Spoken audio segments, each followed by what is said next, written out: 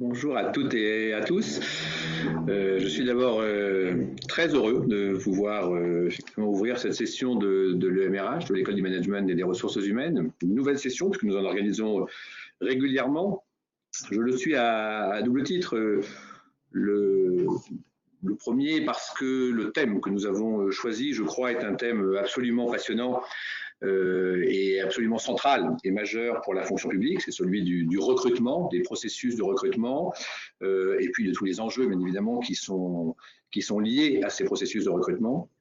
Et puis le second, nous venons de l'évoquer, c'est le format que nous avons retenu, un peu par la force des choses, disons-le, évidemment en fonction du contexte, mais qui nous intéresse aussi pour finalement des formes un peu renouvelées d'animation de la communauté RH, puisque nous faisons cette session de l'EMRH, vous le savez tous, en format totalement dématérialisé, sous forme de web séminaire, et ça nous permet, dans le contexte que nous connaissons tous, de poursuivre ce rôle important que nous essayons de jouer avec l'ensemble des acteurs RH, celui effectivement d'une DRH de l'État, qui se doit effectivement sur des sujets aussi importants que cela, d'essayer de partager un peu les réflexions, les travaux, vous allez le voir aussi, qui sont en cours sur l'ensemble de ces sujets. Vous le savez, nous sommes à peu près de 400 personnes à être connectées logiquement donc, pour cette session, ce qui montre bien effectivement son intérêt, son importance. Nous essaierons de renouveler l'exercice a priori le 19 juin prochain sur une thématique tout aussi importante que celle du recrutement, qui d'ailleurs a quelques points communs ou quelques adhérences, donc autour du management et en particulier sur les questions de management à distance. Et nous souhaitons effectivement pouvoir, au moins jusqu'à l'été comme cela, donc continuer ce rôle extrêmement important donc d'animation des acteurs RH sur des sujets aussi transverses et aussi évidemment essentiels pour nous tous. Sur le thème donc de cette session, quelques mots peut-être pour en dire l'intérêt, pourquoi nous l'avons retenu, les enjeux aussi que nous y voyons pour l'ensemble donc de la fonction publique. Le thème, il fait partie bien évidemment des process RH essentiels, connus de tous, importants depuis des années. Le recrutement, c'est une des fonctions RH essentielles. Peut-être qu'il y a sur ce point de vue, donc de ce point de vue, une actualité encore plus grande depuis quelques années, et encore plus peut-être dans le moment que nous vivons, puisque le processus de recrutement, il a toujours été essentiel, il le devient sans doute encore plus aujourd'hui, parce que les attentes des employeurs publics, dans leur diversité, sont extrêmement fortes sur les questions du recrutement. Nous attendons bien évidemment beaucoup des collaborateurs que nous recrutons, avec aussi du coup une attention plus grande au processus de recrutement, une nécessité d'améliorer ces processus, de réfléchir au vivier de candidats possibles, aux compétences attendues, aux métiers à exercer, à la capacité aussi des collaborateurs d'évoluer et d'être en capacité de le faire, et c'est ce que l'on essaie de percevoir donc, au moment de recrutement. Donc, tout ça, bien évidemment, exige une forme de professionnalisation encore accrue de la fonction RH, et c'est un des enjeux, bien évidemment, que nous poursuivons, que d'arriver effectivement à améliorer ces processus.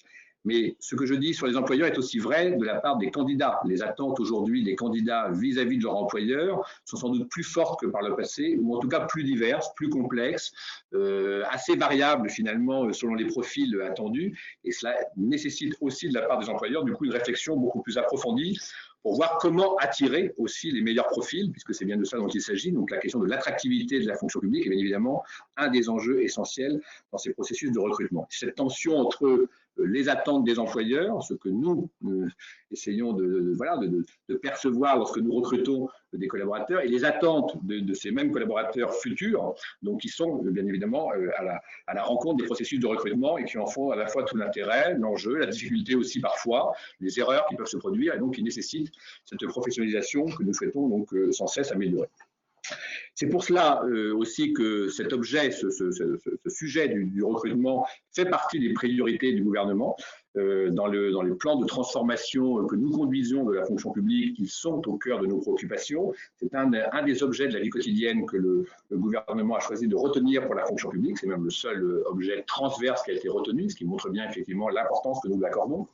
C'est bien évidemment aussi un des axes forts, vous le savez tous, de la loi du 6 août 2019 de transformation de la fonction publique, qui aborde très nombreux sujets, bien évidemment, sur la fonction publique, mais qui accorde une place importante au recrutement, à la mobilité, puisque les processus de mobilité sont aussi très souvent des processus de recrutement, notamment la part accrue au recrutement de contractuels, réinterroge aussi forcément l'ensemble du processus de recrutement et nous a amené donc collectivement à nous réinterroger sur l'ensemble et l'intérêt, je le dis, surtout dans ces moments essentiels de mobilité que nous vivons ou d'adaptation permanente du service public attendu des usagers par les usagers qui font que les recrutements sont encore plus sensibles.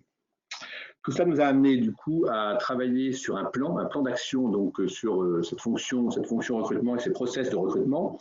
Beaucoup d'entre vous les connaissent puisque nous avons essayé de partager déjà assez largement ces questions avec l'ensemble des ministères et même un peu au-delà des ministères. Nous avons prévu 8 axes de travail donc sur ces plans de recrutement. Les documents qui vous seront diffusés, qui le sont déjà pour partie, reprendront ces thèmes, vous les préciserons. Je voulais juste simplement mettre l'accent sur 3 d'entre eux qui nous paraissent particulièrement importants et sur lesquels nous avons souhaité commencer à travailler en priorité. Le premier, et vous y reviendrez au cours de la session, c'est le thème finalement très lié à l'attractivité de la fonction publique. Comment finalement attirer les talents, quels sont les leviers dont nous disposons, comment arriver effectivement à mieux intéresser à l'ensemble des métiers de la fonction publique, très divers, très variés. Et au-delà de l'approche métier, fonction, il nous paraît intéressant de travailler sur une approche beaucoup plus transverse qui serait, qui est déjà, mais que l'on peut renforcer d'une marque transversale employeur. C'est le premier objet pour nous, le premier intérêt et le premier enjeu que nous voyons. Comment renforcer effectivement l'identité, la visibilité de l'État employeur, comment renforcer effectivement cette marque employeur qui du coup doit être capable de façon transverse de mettre en avant finalement ce que l'employeur peut promettre en quelque sorte, ce sur quoi il peut s'engager en matière de recrutement. Nous travaillons sur ce sujet depuis déjà le début de l'année 2020, donc nous sommes relativement avancés. Nous avons bénéficié de l'appui de pas mal de ministères qui bien évidemment sont très partie prenante et très engagés dans ces dispositifs. Nous avons bénéficié aussi de l'appui de l'Agence du patrimoine immatériel de l'État, de l'appui du service d'information du gouvernement. Donc, nous essayons de mettre autour de la table l'ensemble des partenaires pour voir de façon très concrète comment effectivement améliorer à la fois sous l'angle des valeurs, du sens, des missions, des outils, cette marque employeur que nous souhaitons effectivement conforter et développer. Ça, c'est le premier axe. Très intéressant, assez novateur aussi, et qui joue sur beaucoup de leviers qui nous permettent, qui selon nous sont quand même assez décisifs pour améliorer l'image de la fonction publique. Deuxième axe dont je dis quelques mots et sur lequel vous reviendrez au cours des ateliers et de la table ronde, c'est l'étape qui suit le moment même du recrutement. Le recrutement, vous y reviendrez, nécessite effectivement une professionnalisation extrêmement forte, mais l'étape qui suit, le moment de l'accueil, de l'intégration, de l'accompagnement des nouveaux collaborateurs est aussi un moment essentiel dans le processus de recrutement, car on sait très bien qu'on peut réussir un recrutement au moment même où on le fait et le gâcher entre guillemets, ou en tout cas ne pas l'optimiser complètement, si les premières semaines, les premiers mois ne sont pas effectivement vus comme positifs de la part de l'employeur ou de la part donc, du nouveau fonctionnaire ou agent public qui est recruté. Ce moment-là, parfois peut-être un peu négligé, est absolument essentiel et nous souhaitons aussi en faire un axe de travail important pour ce plan d'action.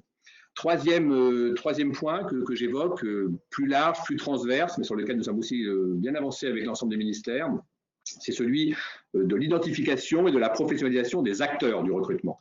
La chaîne de recrutement est diverse, variée, très variée d'un ministère à l'autre, et il nous paraît aussi extrêmement important à la fois d'identifier les missions, les fonctions, les process, les systèmes d'information, bien évidemment, qui sont liés à ces organisations, pour voir là encore à la fois peut-être les organisations peut-être les plus intéressantes, mais aussi identifier ce que sont les méthodes les plus adaptées. Voilà, donc tous ces thèmes, vous y reviendrez au cours de l'après-midi. 5 autres font partie aussi du plan d'action, ont vocation à être tous travaillés au cours de l'année 2020 et sans doute encore en 2021. C'est un plan qui se veut effectivement aussi assez étalé dans le temps volontairement parce que ces processus sont des processus, je le dis, extrêmement structurants. Tout ça pour dire également qu'au moment où ces travaux continuent et s'approfondissent, vous allez le voir au cours de l'après-midi, nous essayons aussi d'avoir des avancées extrêmement concrètes et précises. L'objectif, c'est bien, au-delà de cette vue d'ensemble, d'avancer dans les processus de recrutement et d'avoir des réalisations concrètes. J'en cite juste une pour ne pas être trop long, nous disposons d'un outil depuis de nombreuses années sur la visibilité de l'emploi public. Vous le connaissez tous, c'était historiquement la BIEP, donc la bourse de l'emploi public qui relevait uniquement de l'État, qui concerne uniquement l'État. Et nous avons pu, donc, au cours de l'année 2018 et donc en début 2019, étendre ce projet, l'améliorer très, très fortement en créant la PEP, la place de l'emploi public, donc, qui a été lancée le 22 février 2019. L'intérêt de la PEP, c'est de reprendre bien évidemment les acquis de la BIEP, mais surtout d'utiliser aussi tout le travail qu'avait fait la fonction publique territoriale sur l'emploi public territorial et également de l'étendre progressivement à la fonction publique hospitalière. Nous avons désormais un outil, une plateforme commune donc, pour l'ensemble de la fonction publique avec déjà présent plus de 25 000 offres qui sont donc en ligne et qui montrent bien à la fois l'intérêt et l'appétence des employeurs, mais aussi des candidats par les consultations que nous voyons sur ce type de dispositif qui donne effectivement à voir, qui donne effectivement une capacité d'attractivité beaucoup plus grande du secteur public. Et récemment, et c'est aussi un des intérêts de ce type de dispositif, nous avons amélioré très sensiblement donc l'application, d'abord en renforçant ses potentialités. Nous avons encore toute une série d'opérations à venir, mais nous avons voulu aussi en faire un outil très, très commode, très facile à utiliser à partir d'un smartphone pour avoir une fonction de géolocalisation qui permet du coup d'avoir une visibilité beaucoup plus grande sur l'ancrage des emplois dans les territoires à partir d'un outil donc nous utilisons tous quotidiennement pour avoir effectivement cette capacité de réaction. C'était un des souhaits importants et un des axes aussi que le secrétaire d'État auprès du MACP, Olivier Dussopt, nous avait demandé de travailler pour renforcer effectivement cette capacité de réaction qui est là. Voilà, donc à la fois, comme toujours dans nos actions, une volonté d'englober un peu des problématiques larges avec l'ensemble des ministères et des autres acteurs RH d'ailleurs, des autres versants, mais aussi une volonté d'être concret, d'avancer très précisément sur certains projets en les développant en partenariat encore avec les différents acteurs. Voilà, je termine juste en disant que cette session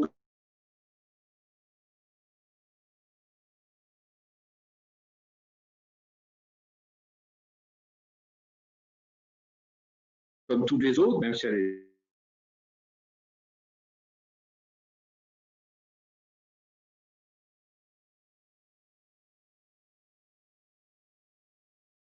sur un format différent, répond à peu près au même esprit et avec les mêmes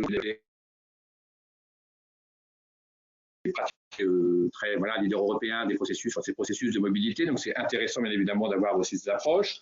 Nous avons comme d'habitude une documentation qui sera mise à votre disposition et je vous annonce un peu en avant-première donc l'élaboration d'un panorama des bonnes pratiques en matière de recrutement que nous allons éditer donc dans les jours qui viennent et qui vous sera bien évidemment très largement diffusé, qui montre bien effectivement ce que sont les pratiques en la matière et celles qui nous paraissent effectivement les plus intéressantes.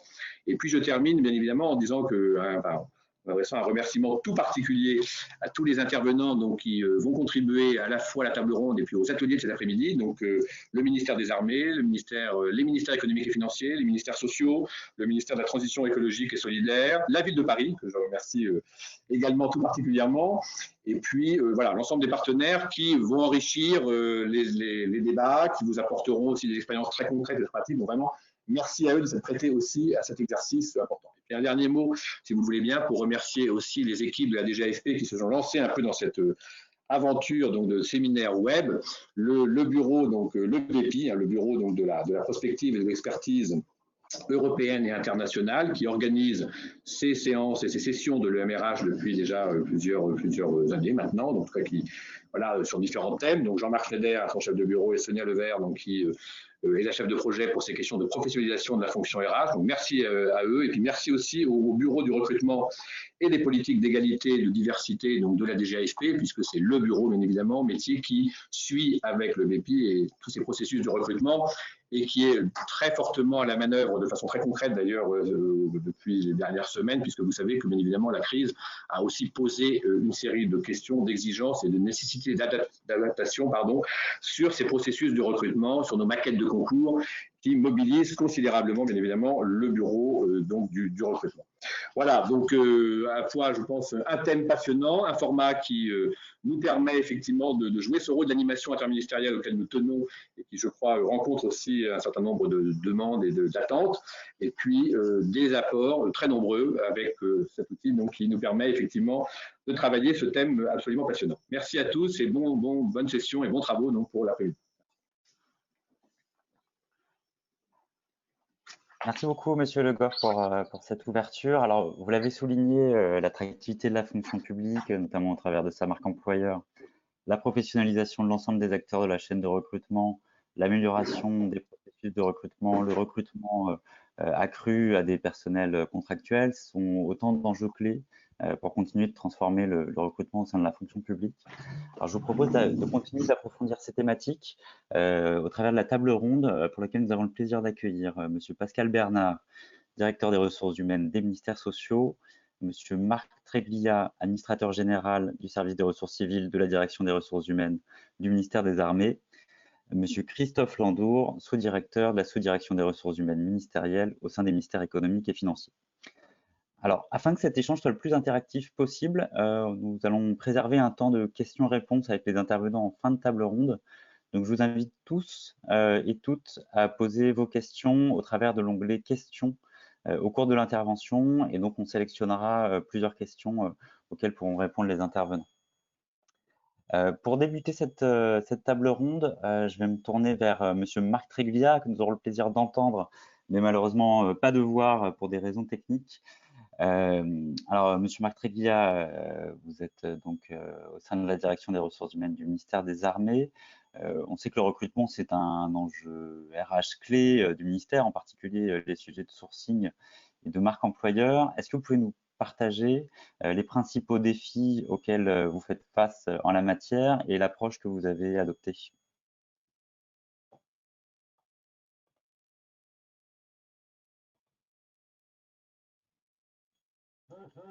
Oui, bonjour, vous m'entendez?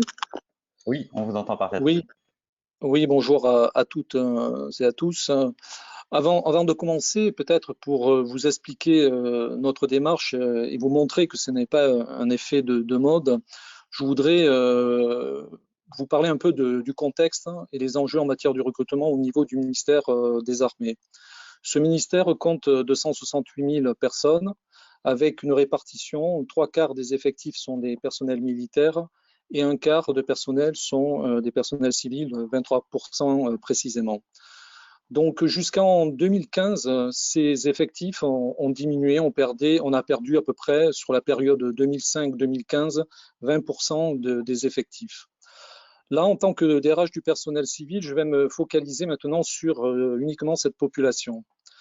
Au regard de notre schéma d'emploi sur cette période, donc 2005-2015, on recrutait peu de personnel civil et je dirais que près de 45% des recrutements étaient d'anciens militaires reconvertis au titre de la loi L4139-2 ou 3. Donc, vous le savez, le pays, en novembre 2015, a connu des attentats et finalement, à partir de cette date-là, nos effectifs ont été stabilisés donc, et même très légèrement augmentés. Aujourd'hui, le ministère des Armées recrute près de 4000 personnels civils. C'est 3 fois plus qu'en 2015, et ceci dans différentes filières techniques, administratives, sociales, paramédicales, puisque nous avons des hôpitaux d'instruction des armées, et culturelles avec nos musées. J'ajoute que dans la filière technique, nous sommes en forte concurrence avec le secteur privé. Je pense notamment au métier de la maintenance aéronautique et terrestre, où on est en concurrence avec Airbus, au niveau de la maintenance terrestre avec Renault Truck, la cybersécurité, l'intelligence artificielle, les systèmes embarqués, et les métiers du génie civil, on l'ignore parfois, pour ne citer que. Par ailleurs, le ministère des Armées n'a plus d'école de formation initiale pour intégrer nos corps d'ingénieurs et de techniciens, comme peuvent l'avoir, par exemple, le ministère chargé de l'équipement ou la Direction générale de l'aviation civile, qui est une direction technique avec l'ENAC. On n'a plus d'école de formation. Un élément également important à vous signaler, pour la première fois en 2000, le recrutement de contractuels sera en volume le premier mode de pourvoi de poste. En 2019, il était déjà le deuxième et prêt à dépasser le mode de pourvoi de poste par recrutement par concours. Donc vous l'avez compris, en très peu de temps, nous sommes passés d'une période où nous recrutions quasiment plus, avec en corollaire une perte de visibilité auprès des jeunes, à une période où il faut recruter massivement et dans un monde concurrentiel. Je suis conscient aujourd'hui qu'avec la crise sanitaire liée au Covid-19, peut-être nos référentiels risquent encore un peu de bouger, mais jusqu'à présent, c'était ça. Alors, nous avons travaillé sur la marque employeur dès 2017. Donc, le service des ressources humaines civiles a déterminé en orientation stratégique l'engagement des travaux sur cette marque employeur. On a été un peu les précurseurs en la matière, en vue de promouvoir une marque employeur civile de la défense. Alors, je veux expliquer pourquoi civile de la défense et pas ministère des Armées. Alors, nous avons travaillé avec, et je les en remercie, la mission appui au patrimoine immatériel de l'État, donc qui ont été d'un grand apport. Alors, cette demande, elle était justifiée par le constat du déficit de visibilité des personnels civils par rapport à leurs homologues militaires. Vous le voyez dans les spots publicitaires, les militaires disposent d'une présence médiatique importante pour assurer leur recrutement. Et la méconnaissance de la diversité des métiers qui sont proposés au personnel civil dont j'ai parlé tout à l'heure, elle est vraiment méconnue auprès du grand public. Donc cette méconnaissance du rôle et de la place du personnel civil induisait un manque d'attractivité du ministère des Armées, qui compte pourtant 62 000 personnes, et c'est préjudiciable aux filières qui sont en tension à l'aune des besoins de recrutement importants du ministère des Armées. Il faut savoir que dans les 5 prochaines années, on va avoir besoin de recruter encore un volume de 4 000 recrutements par an. Alors ce défaut d'attractivité, il s'est avéré particulièrement prégnant dans le cadre des évolutions majeures intervenues ces dernières années dans le monde du recrutement, notamment en termes de variété, de dématérialisation des canaux de recrutement, l'importance pour les nouvelles générations de l'image portée par un employeur, la concurrence forte entre secteurs publics et privés, voire directement entre ministères, pour des filières comme les métiers informatiques. Alors, le projet de marque employeur ministérielle sur lequel nous avons œuvré visait à projeter une entité lisible et fédératrice auprès de 2 cibles que sont les personnels civils actuellement en fonction au sein du MINARM, mais également nos futurs recrues autour de valeurs communes sur lesquelles pouvait s'appuyer le discours de chaque employeur de personnel civil au sein du département ministériel. Alors, on a travaillé sur 3 axes. L'offre RH, c'est quoi l'ADN du ministère, ses missions, ses valeurs, son organisation, sa culture, les possibilités d'évolution, les opportunités de mutation qu'elle propose, ses pratiques managériales, comment on gère l'agent dans tous les processus RH. On a travaillé également sur l'image interne. C'est non seulement la communication interne du ministère, ce que le ministère souhaite dire à ses personnels, mais également la perception que les personnels ont du ministère. Il est important de maintenir ce dialogue. On l'a fait au travers d'enquêtes. Nous avons la chance de recruter aussi des apprentis et nous travaillons également sur des enquêtes auprès des apprentis. C'est également l'image externe. C'est la manière dont le ministère est perçu par ses partenaires, les futurs candidats et même le grand public. C'est en quelque sorte la réputation du ministère. Ça a été dit tout à l'heure, il faut que tout ça soit cohérent. L'image doit être en adéquation avec le ressenti de ses employés et la réalité. Il faut donc aligner notre promesse et notre engagement. Je dis souvent que la promesse, elle est donnée par l'employeur et la preuve par le collaborateur. Donc, nous avons travaillé sur la partie activité, intégration et fidélisation. Cette marque employeur, elle s'est concrétisée finalement. Nous avons, avec l'APIE, donc travaillé sur un logotype. Nous avons également travaillé sur une signature et une accroche au recrutement. Alors la signature, c'est civil de la défense, contribuer à un monde plus sûr. Et pour la partie recrutement, notre mission a besoin de vos talents. Donc aujourd'hui, notre logotype, il est utilisée sur la page entreprise de LinkedIn, qui est dédiée au recrutement et la promotion de l'attractivité du ministère des Armées. Elle a été ouverte il y a quelques mois et elle compte plus de 8000 abonnés. Alors, ces travaux de marque employeur ne sont pas suffisants. Il a fallu également travailler sur tout ce qui était processus recrutement, et en particulier le processus de recrutement des agents non titulaires. Il y a 2 ans, nous avons organisé un hackathon où nous avons fait venir des startups spécialistes du recrutement, que ce soit dans le secteur privé, mais nous avons également fait du benchmarking avec d'autres organisations publiques. Nous avons fait venir des jeunes d'universités, de grandes écoles, bien sûr les employeurs, et autour d'une journée de travail, nous avons finalement dégagé quelques pistes, et dont la première piste était la création d'un outil qui nous permet finalement d'avoir une plateforme de recrutement des agents contractuels, qui nous permet à la fois de diffuser sur Internet les offres d'emploi et recueillir les candidatures directement sur le web, et de suivre étape par étape la procédure de recrutement. Ces travaux, ils ont été conduits aussi dans le cadre d'une réflexion plus globale du ministère des Armées sur la visibilité des civils de la défense, le sourcing par différents canaux. Nous sommes présents bien évidemment dans tous les salons et forums pour l'emploi, auxquels d'autres ministères participent également. Nous avons également participé à un événement, la Fabrique Défense, qui a été organisé à l'automne, visant à mieux faire connaître le ministère des Armées, tant sous l'angle des missions que des métiers offerts au personnel militaire, mais également civil.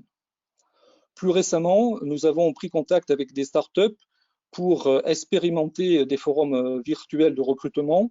Je pense qu'aujourd'hui, au regard de la crise sanitaire, c'est quelque chose qui pourra nous servir.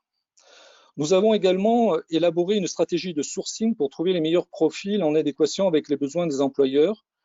Nous sommes conscients de la nécessité de faire évoluer ces méthodes de recrutement, et le ministère propose depuis fin 2017 un accompagnement en matière de sélection du candidat via une cellule sourcing qui, au travers de ces actions qui sont inspirées finalement des cabinets de recrutement, joue un rôle déterminant dans l'amélioration qualitative du recrutement des agents contractuels. Jusqu'à présent, j'avais au sein d'une sous-direction de la gestion un bureau des agents non titulaires qui était focalisé sur la gestion du contrat. Eh bien, on a créé une cellule sourcing où j'ai recruté 2 personnes venant du privé, rompues au recrutement. Et donc, nous avons petit à petit constitué une aide auprès des employeurs. Nous avons mis également en place des prestations adaptées aux besoins des directions et services. Par exemple, l'aide à la rédaction d'une fiche de poste en offre d'emploi qui soit attractive, parce que très souvent, une fiche de poste, même en interne, on a du mal à la comprendre. Alors, je me mets à la place d'un jeune qui ne connaît pas l'organisation et qui finalement ne voit pas ce qu'il va pouvoir bien faire au sein du ministère des Armées. Donc là, il y a tout un travail qui est fait auprès des employeurs pour rendre cette fiche de poste plus attractive, plus compréhensive. Nous proposons une méthodologie dans la conduite de l'entretien téléphonique et physique également, et nous faisons beaucoup de recrutement, et cette cellule qui a réalisé à peu près une centaine de recrutements en 1 an. Parallèlement à cette offre interne, le ministère il propose un accompagnement via un cabinet externe de chasseurs de tête qui intervient sur des profils un peu plus pointus, à haut niveau d'expertise dans les domaines de l'informatique, de l'infrastructure, du soutien, et qui nous a permis de recruter des ingénieurs, voire des directeurs de centres. Voilà, il nous faut aujourd'hui donc attirer les meilleurs talents, on l'a dit, pour répondre aux enjeux du ministère des Armées, mais il faut également les fidéliser en leur proposant des séminaires d'immersion tels que le parcours d'intégration des cadres civils, qui a été initié dès 2018 par 2 bureaux de la sous-direction de la gestion du personnel civil. Ça va être un des thèmes des ateliers de cet après-midi. Donc je dirais, ce parcours s'étale sur une période de 5 ans avec des formations d'immersion. Ce format, il a fait ses preuves. On a eu un excellent retour de la part des attachés, et donc il va être proposé au nouveau corps des ingénieurs civils de la défense dont le décret statutaire vient d'être publié. Donc aujourd'hui, la bannière civile de la Défense, elle est désormais un élément fort d'identification des personnels civils du ministère des Armées. Elle va continuer à l'être avec le déploiement prochain d'un portail civil de la Défense sur Internet. Donc là aussi, on aura un outil qui est agréable, en plus de notre page entreprise qui est sur LinkedIn. Elle permettra d'accéder aux offres d'emploi, qui soient des emplois contractuels, les avis de concours, le recrutement d'ouvriers d'État, également des apprentis. Mais ça permettra également de mieux faire connaître les emplois et parcours professionnels offerts au personnel civil au travers des ambassadeurs de la marque que nous avons proposé sous forme de volontariat à des agents de divers statuts, des femmes, des hommes qui présentent leur métier, pourquoi ils sont venus au ministère des Armées, qu'est-ce qui leur plaît. Eh bien, tout ça va enrichir ce site qui sera prochainement mis en place. En conclusion, je dirais que la crise que nous traversons finalement a remis la lumière les valeurs du service public, la continuité du service public, l'intérêt général. J'espère que ça va générer de nouvelles vocations pour rejoindre les rangs de la fonction publique, qui montre finalement chaque jour qu'elle est capable de s'adapter, d'innover. Et j'espère également que cela touchera les jeunes diplômés qui sont de plus en plus en quête de sens. Voilà très rapidement la présentation que je voulais vous faire sur la marque employeur et le sourcing au ministère des Armées. Merci beaucoup, M. Treglia, pour ce panorama. Vous avez évoqué beaucoup de sujets autour des différentes étapes du processus de recrutement. Monsieur Bernard, vous, au sein des ministères sociaux, quand vous préparez cette table ronde, vous m'indiquiez que vous aviez structuré vos travaux autour de 4 temps forts du recrutement, en insistant notamment sur la première étape qui est de bien définir son besoin avant d'engager un recrutement. Est-ce que vous pouvez nous en dire plus et nous expliquer dans quelle mesure chacune de ces étapes est essentielle pour un recrutement réussi?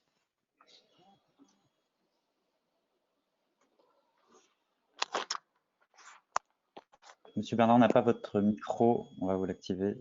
Voilà. Je peux venir activer là ? C'est bon, c'est activé. Allez-y. C'est bon? J'espère que tout le monde m'entend. Bah, viens, le micro. Je vous entends. Vous m'entendez? On vous entend. Bon, c'est bon là? D'accord. Ok, merci. Écoutez, désolé. Donc, bonjour à toutes et à tous. Alors, effectivement, le process RH, nous l'avons structuré autour de 4 temps forts qui sont assez logiquement le premier, donc la définition du besoin. Le second, le sourcing, parce qu'effectivement, le sourcing influe sur beaucoup de choses, notamment sur la marque employeur. Le collègue précédent l'a dit. Le troisième temps fort, c'est les modes de sélection qui sont aussi, je dirais, très signifiants pour la marque employeur. La manière dont on sélectionne en dit beaucoup sur la promesse salariée. Et le quatrième temps, pardon, c'est l'inclusion. Parce que réussir un recrutement, on a vu beaucoup d'entreprises savent très bien réussir un recrutement, mais ensuite elles perdent tout le bénéfice de cet excellent recrutement parce que l'inclusion se fait mal et que le salarié, au bout de 3-4 mois, enfin l'agent, pardon, ne s'y retrouve pas. Et donc on perd en engagement. Alors, en ce qui concerne la définition du besoin, je crois qu'à ce stade, il y a un travail essentiel à faire, c'est de bien identifier la part métier, le hard, de la part compétences transversales, savoir, savoir-faire, savoir-être, soft skills pour faire start-up, si vous voulez. Mais dès le départ, si on ne pose pas une égale importance, me semble-t-il, entre soft skills et compétences métiers, on perdra en capacité d'évolution à l'intérieur de l'entreprise et de la fonction publique. On sait très bien que la fonction publique se transforme, elle se transforme au moins aussi vite et aussi bien que le secteur privé. Et ayant fait la plus grande partie de ma carrière dans le privé, je me permets de faire cette comparaison. La fonction publique n'a pas à rougir vis-à-vis du secteur privé. Et on sait très bien que ce qui favorise le passage d'un métier à un autre, le passage de l'évolution profonde d'un métier, c'est ses compétences transférables, ses compétences transversales. Et je pense que dans nos systèmes actuels, ces soft skills, ces compétences comportementales, managériales, d'évolution sont encore trop sous-estimées. Donc ça, c'est la première chose pour bien définir le besoin. La seconde, c'est, me semble-t-il, l'évolution de l'environnement. Je prends un exemple très concret au ministère, au sein des ministères sociaux, et un exemple un peu emblématique qui fait un peu parler de lui, sont les inspecteurs du travail. Qu'est-ce qu'on veut comme profil? Est-ce qu'on veut des gens qui contrôlent? Oui, certainement, mais on veut aussi des gens qui vont conseiller les entreprises. Et on sait très bien que plus que jamais, la crise sanitaire a placé en tête de nos préoccupations le fait d'avoir des inspecteurs du travail qui aident à redémarrer l'activité, à réparer le pays socialement et économiquement. Donc il est clair que nous sommes en train de faire évoluer profondément les épreuves du concours et du mode de sélection de nos inspecteurs du travail pour accroître considérablement la part conseil, branché, axé, câblé sur les évolutions numériques notamment, qui sont quand même le lot de bon nombre d'entreprises d'aujourd'hui, à côté de la part contrôle, qui était la part plus traditionnelle. Il ne faut pas délaisser la première, il ne faut pas délaisser la part contrôle, mais il faut accroître considérablement donc cette part de conseil, de prospective, d'accompagnement des entreprises, ce qui nous a conduit à proposer des épreuves de sélection beaucoup plus pragmatiques, centrées sur des études de cas, plutôt que sur des quiz ou des connaissances parfaites du code du travail. Donc là-dessus, ça impacte cet exemple pour montrer combien l'évolution de l'environnement, les nouveaux besoins impactent dès le départ la définition du besoin. Ensuite, je pense qu'il ne faut pas, dans cette définition du besoin, c'est vraiment le rôle du manager. Me semble-t-il, le RH, la fonction RH doit être en appui, doit être une fonction d'expertise qui va aider le manager, le recruteur à exprimer son besoin en lui montrant qu'il y a peut-être, en lui faisant se poser les bonnes questions. Est-ce que vous recrutez pour 2 ans, pour 3 ans? Est-ce que vous recrutez sur un secteur qui va être impacté ou pas par les évolutions? Est-ce qu'il y a effectivement, vous recrutez pour former et faire grandir, ou vous voulez quelqu'un d'immédiatement opérationnel? Ça peut aussi arriver. Donc tout ça fait partie de ce que j'appelle moi le cahier des charges RH, qui doit aider le manager, le recruteur, à cadrer, à cibler et à préciser son besoin.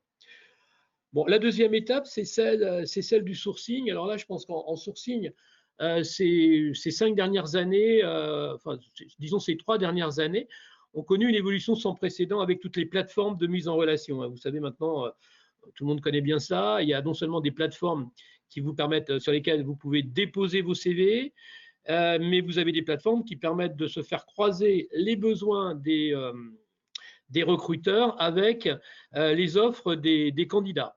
Et plusieurs startups, j'ai des noms en tête, mais je suis pas là pour faire de la publicité, ont élaboré des grilles communes où très simplement, chaque chercheur d'emploi, entre guillemets, peut répertorier ses compétences, ses savoir-faire, ses savoir-être dans une grille qui correspond à celle qu'utilisent les employeurs pour marquer et mettre au clair leurs recherches. Et effectivement, ça favorise considérablement la mise en relation.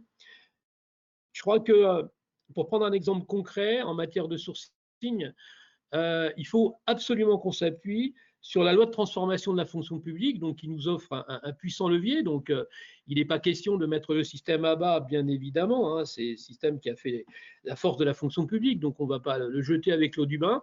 Mais il ouvre des opportunités pour diversifier les profils. Et on sait très bien que la force d'une entreprise, d'une administration, c'est sa diversité, de recruter des gens qui pensent différemment, qui ont des approches différentes et complémentaires. Là-dessus, un exemple que l'on a mis en œuvre au sein des ministères sociaux et qui s'appuie sur les possibilités ouvertes par la loi de transformation de la fonction publique en matière de recrutement de contractuels. On s'est aperçu qu'il y avait des tas de personnes dans notre pays qui étaient très éloignées de la fonction publique, alors qu'ils pouvaient avoir des compétences intéressantes, nos approches, et donc gagner à la fois en cohésion, mais également en efficacité. Je prends pour exemple de jeunes diplômés dont bon nombre viennent des quartiers, et c'est peut-être pas dans les quartiers politiques de la ville où l'image de la fonction publique est la plus connue, la plus appréciée, on va dire ça comme ça. Donc en septembre dernier, nous avons mené une opération en partenariat, alors là je vais faire de la publicité, c'est la seule fois, avec une association reconnue d'utilité publique qui s'appelle Mosaïque RH, qui est un partenaire qui existe depuis longtemps et qui nous a accompagnés pour mettre au point le label diversité. Et donc Mosaïque RH nous avait présenté, sourcé une quarantaine de jeunes talents en poste. Certains étaient traders à la City, enfin, mais déjà bien intégrés, mais qui n'avaient qu'une très vague image de la fonction publique et qui en même étaient un peu déçus par le manque de sens de leur job ou de leur travail actuel.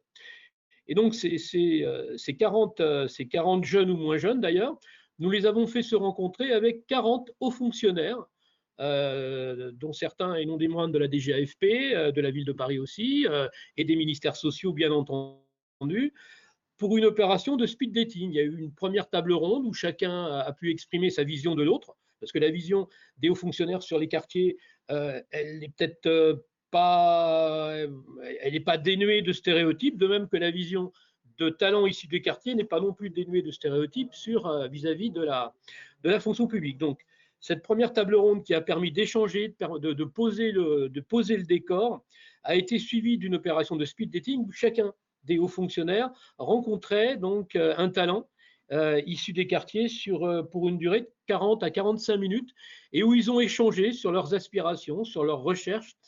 Et on n'a pas voulu résumer cette opération à une seule soirée. On l'a prolongée par un partenariat qui est fructueux parce qu'on a pu intégrer à ce jour sur les 40 personnes, nous en avons recruté 6 au sein des ministères sociaux à des emplois de catégorie A. Et je crois que la ville de Paris, mais je ne veux pas parler à leur place, Frédéric Lancestremer nous le dirait, a également recruté certaines de ces personnes qu'on a rencontrées. Et là, nous sommes en train de définir avec Mosaïque RH d'autres formes de coopération pour améliorer et pour élargir notre sourcing. Au sein des ministères sociaux, on s'est aperçu qu'on avait des opérations des modes de sourcing assez traditionnels. Donc, lors d'une opération qu'on a menée juste avant la période de confinement, ça devait être le 8 ou 9 mars, ça a duré une semaine, on a lancé un hackathon des process RH et on a particulièrement utilisé cette semaine pour transformer les process de recrutement, notamment les process internes, où on commence à expérimenter des opérations de recrutement sans CV, comme le font notamment les banques et plusieurs organismes. Alors, les opérations sans CV, elles sont pour l'instant limitées à l'interne. On est en expérimentation prometteuse, mais on a été un peu stoppé par le confinement, mais là, le dégel s'amorce, du moins nous l'espérons. Les modes de sélection. Les modes de sélection, je crois que dans nos épreuves,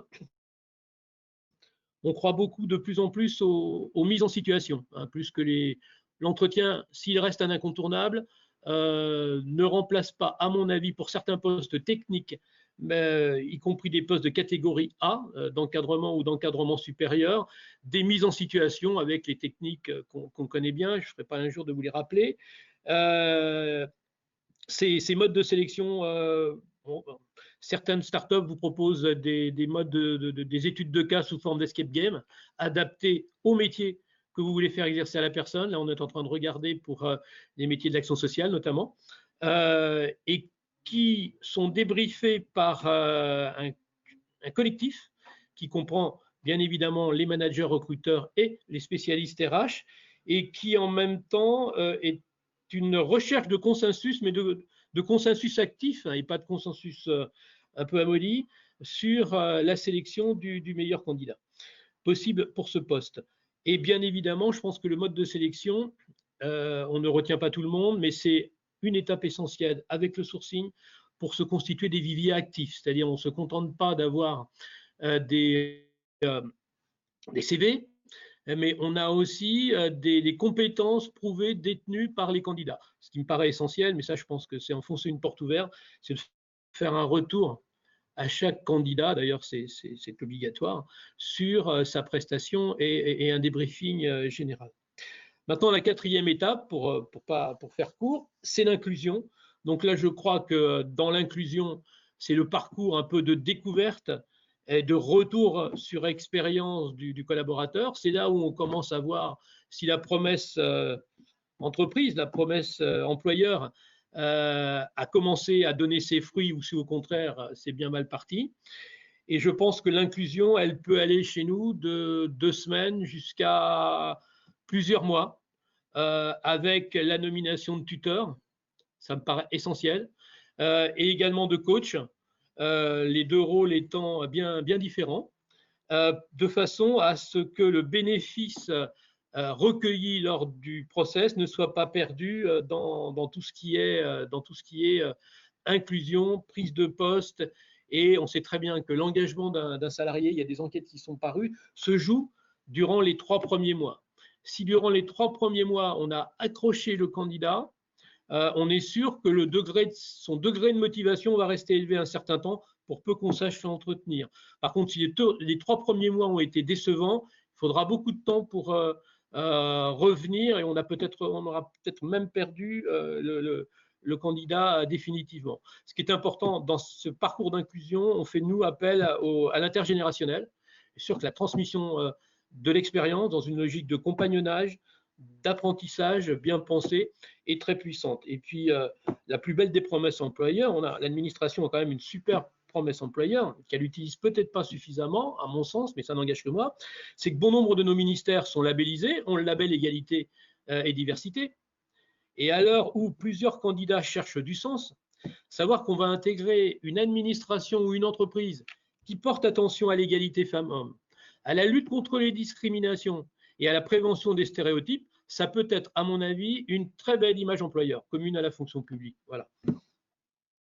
Merci. Merci beaucoup, Monsieur Bernard. C'est vrai que vous avez abordé pas mal de sujets qui vont être approfondis, notamment le sujet du recrutement sans CV, donc qui sera abordé par la mairie de Paris dans l'atelier 1, et le sujet de l'onboarding qui fera l'objet d'un atelier dédié, donc l'atelier 2. Je vais me retourner vers Monsieur Treglia. Alors, tout le monde a parlé d'innovation en matière de recrutement lors du tour de table. Monsieur Treglia, si vous avez une innovation à retenir dans le recrutement que vous auriez mise en place, ce serait laquelle? Vous avez par exemple parlé du hackathon, mais peut-être que vous pensez à autre chose. Alors, le hackathon nous a permis de travailler ensuite sur un outil qui va nous mettre en relation avec le candidat.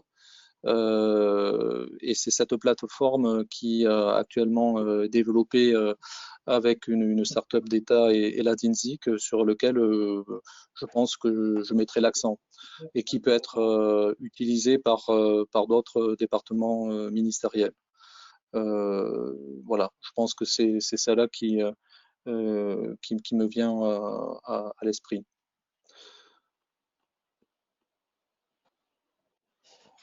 D'accord. Et qu'est-ce que ça a changé dans vos process de recrutement, l'utilisation de cette plateforme? Alors, l'utilisation de cette plateforme nous a permis, premièrement, parce que ce n'est pas uniquement un outil, c'est de revoir nos processus et revoir nos processus pour les simplifier, regarder quels sont les participants qui finalement n'apportaient pas de la valeur ajoutée, donc réduire les délais. Ça nous permet également d'avoir un lien direct pour la prise en charge des agents, pour la paye, parce qu'on sait souvent que une fois que le recrutement est effectué, si on met 2 mois pour payer l'agent dans le cadre de la promesse employeur et de la marque employeur, ce n'est pas top. Donc voilà, ça nous a permis de réduire très fortement les délais, d'avoir un tableau de bord qui nous permet de suivre là où ça peut coincer. On peut avoir également au travers de cet outil l'ensemble des discussions entre l'employeur qui lui recrute, le service RH et l'agent pour s'il y a des questions qui peuvent se poser, notamment en matière de détermination de grille salariale. La loi de transformation nous a permis de travailler également avec le contrôleur budgétaire pour définir des grilles de rémunération type. Donc là aussi, l'entretien qui est effectué entre l'employeur et l'agent lui permet de définir à grosse maille quelle pourrait être la rémunération de l'agent qui est en cours de recrutement. Et la phase de négociation, elle est là aussi réduite très très fortement. Donc aujourd'hui, avec cet outil, on peut recruter sous un mois, dans le meilleur des cas, sous un mois, l'agent, bien évidemment. Encore faut-il qu'il ait un préavis avec son employeur qui permette de le réaliser en un temps très très court. Merci beaucoup pour ces précisions.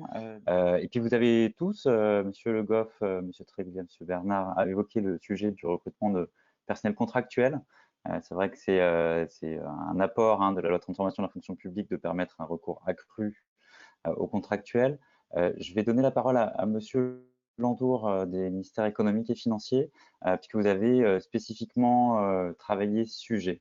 Est-ce que vous pouvez nous en dire plus, à la fois sur les défis que vous avez dû relever et puis ce que vous avez pu mettre en place afin de développer le recours au personnel contractuel? Effectivement, je rejoins ce que disait le ministère des Affaires sociales, c'est savoir recruter. La première question à se poser, c'est de quoi parle-t-on et surtout de quelles compétences a-t-on besoin. Alors là encore, ce qui explique encore notre difficulté de recruter des agents contractuels dans les directions réseau, c'est qu'on a une compétence extrêmement technique. Or, ne serait-ce que sur du recrutement de managers, la légitimité du manager, elle s'exprime souvent à travers sa technicité. Donc, c'est la raison pour laquelle, très souvent, on tourne un petit peu en interne et bien sûr, il y a une logique de parcours professionnel qui fait que ce sont les agents du corps qui montent et qui deviennent managers. Et donc, on ne va pas forcément chercher des compétences à l'extérieur qui n'auront pas ce bagage technique qu'on a inculqué aux agents. Donc là, il y a une petite révolution copernicienne à faire en termes de culture et se dire que lorsqu'on recrute un manager, y compris sur des sujets techniques comme peuvent l'être la fiscalité, on peut aussi aller chercher à l'extérieur, parce qu'il y a aussi des bons fiscalistes évidemment à l'extérieur, dans des cabinets d'avocats notamment, mais il y aura évidemment potentiellement un coût d'entrée, mais qu'on va les recruter non pas pour leur technicité, mais pour leurs compétences transverses, c'est-à-dire leur capacité à manager, donc l'organisation, la décision, le pilotage, la vision stratégique, le sens à donner à l'action, l'anticipation, la conduite du changement, bref, tout ce qui relève du management. Donc, il y a déjà cette révolution à faire. Donc, mais bien savoir effectivement ce que l'on cherche dans le recrutement. Est-ce qu'on cherche une compétence technique, une compétence métier, ou est-ce qu'on cherche une compétence davantage transverse? Alors, j'ajoute un petit point, je ne l'avais pas forcément prévu, mais ça fera un petit ajout à ce qui a été dit. Il y a quand même dans le contexte aujourd'hui, et ça c'est une problématique qu'on connaît assez bien au ministère, les obligations déontologiques qui rentrent quand même en ligne de compte.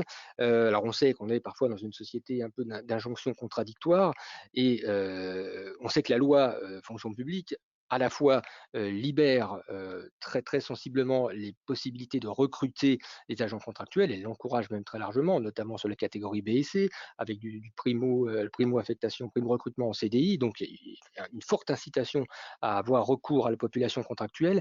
Et de l'autre côté, néanmoins, des garde-fous un peu renforcés en termes de contrôle déontologique, puisque le contrôle déontologique à la sortie, c'est-à-dire les agents publics qui quittent la fonction publique sont toujours soumis à un contrôle déontologique, même s'il est de ce point de vue-là un peu allégé, puisqu'il ne passe plus obligatoirement devant l'ex-commission de déontologie, mais c'est les administrations qui sont compétentes pour déterminer s'il y a oui ou non un sujet déontologique. Mais la grande nouveauté de la loi, c'est qu'il y a maintenant, pour certaines fonctions en tout cas, des contrôles déontologiques à l'entrée. C'est-à-dire que lorsqu'on recrute un contractuel, il faut se poser la question de la déontologie, la question de la compatibilité entre les anciennes fonctions privées de l'agent et ses futures fonctions publiques.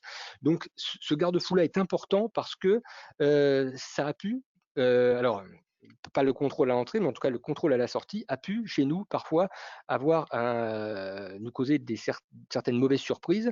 Je veux dire par là, je vais prendre un exemple très simple. On a au sein de notre administration l'Agence des participations de l'État, donc qui est la structure qui, comme son nom l'indique, supervise les grandes entreprises publiques dans lesquelles l'État est très présent. Il est bien évident que lorsqu'on recrute un agent contractuel dans cette structure-là, et cette structure-là en a un certain nombre, il faut déjà contrôler évidemment d'où il vient pour s'assurer qu'il ne va pas contrôler l'entreprise dont il vient, puisque là, il y aurait manifestement un conflit d'intérêts, mais il faut aussi lui dire, même s'il vient d'un secteur qui n'a rien à voir avec le secteur qu'il va contrôler, lui dire qu'à la sortie, il ne pourra pas aller n'importe où. Il ne pourra pas rejoindre une entreprise qu'il aurait surveillée, contrôlée, et le contrôle et la surveillance sont entendus dans des sens assez larges. Donc là, c'est un point dont on parle assez peu, donc je l'ajoute au débat quand même. Je veux dire, ce n'est pas un point de blocage, mais c'est un point de vigilance. Les obligations déontologiques obligent aussi aujourd'hui à faire part de ces barrières qui sont souvent assez inconnues des agents, parce que non seulement ça peut être un frein à l'entrée, mais ça peut être aussi un frein à la sortie. Et si vous dites à un agent, très bien, je te recrute pour 2 ou 3 ans, mais attention, tu ne pourras pas aller n'importe où après, il peut y avoir effectivement un recul de l'agent qui n'a pas envie de se fermer certaines portes et qui précisément venait au ministère pour avoir un panel de sortie assez large dans sa future une carrière future et qui se retrouve un peu bloqué. Donc voilà, petit focus sur ces obligations déontologiques. Il faut vraiment, encore une fois, pas vivre comme un frein, mais comme un point de vigilance. Il faut vraiment bien les avoir dans le décor lorsqu'on recrute des agents de l'extérieur. Alors, sur un autre point que je veux aborder, c'est là qui a peu été dit pour le coup, ce sont les vecteurs. Alors, on a effectivement parlé, ça rejoint un peu le sourcing, bien sûr, et là, je voudrais faire part d'une expérience qui a bien fonctionné au ministère depuis 2 ans. C'est une expérimentation LinkedIn, c'est-à-dire qu'on a contractualisé, euh, grâce d'ailleurs à un agent qui est maintenant parti à la DGAFP, que je salue, je ne sais pas s'il est à l'écoute, mais en tout cas, je le salue, s'il y est. On a pu contractualiser avec LinkedIn, on a lancé une petite expérimentation via un contrat d'un an au départ, sur notamment donc, le job slot, c'est-à-dire la capacité de publier des annonces et puis de faire du sourcing, c'est-à-dire aller vraiment rechercher des compétences parmi vraiment tous les abonnés qu'on peut avoir. Et cette expérimentation a très bien fonctionné, d'ailleurs on l'a renouvelée, et rien que sur l'année dernière, on a réalisé sur des fonctions très diversifiées, alors parfois des fonctions assez classiques, de rédacteur à la direction du budget, mais aussi des questions plus techniques comme des suivis des personnels en charge du suivi logistique des bâtiments, donc des profils assez rares, profils à la fois techniques ou parfois beaucoup plus généralistes. En tout cas, cette expérimentation LinkedIn, ce recours aux réseaux sociaux a très bien fonctionné, et donc ce partenariat nous invite à en faire évidemment d'autres, pas forcément avec les réseaux sociaux, mais je crois que la fonction publique a tout intérêt à diversifier ces modes de recrutement. Et effectivement, comme l'a indiqué Thierry Le Goff, la PEP est vraiment un outil aujourd'hui qui fonctionne bien, qui s'est vraiment ouvert au monde, mais on a évidemment intérêt à aller chercher sur d'autres terrains de jeu, et en particulier les réseaux sociaux, et ce réseau social qui est LinkedIn a pour nous très bien fonctionné. Alors, troisième point, ou quatrième point, le recrutement d'agents contractuels suppose une professionnalisation dans le recrutement. Alors, une professionnalisation à plusieurs égards. Excusez-moi, mon téléphone sonne en même temps, évidemment. Donc, professionnalisation qui suppose déjà une professionnalisation en termes de process. Alors, ça a l'air assez bête, mais il se trouve qu'au sein des ministères économiques et financiers, on a parfois perdu des recrutements qui étaient bien engagés à cause d'une chaîne de décision assez longue. Thierry Le Goff aussi en parlait en introduction.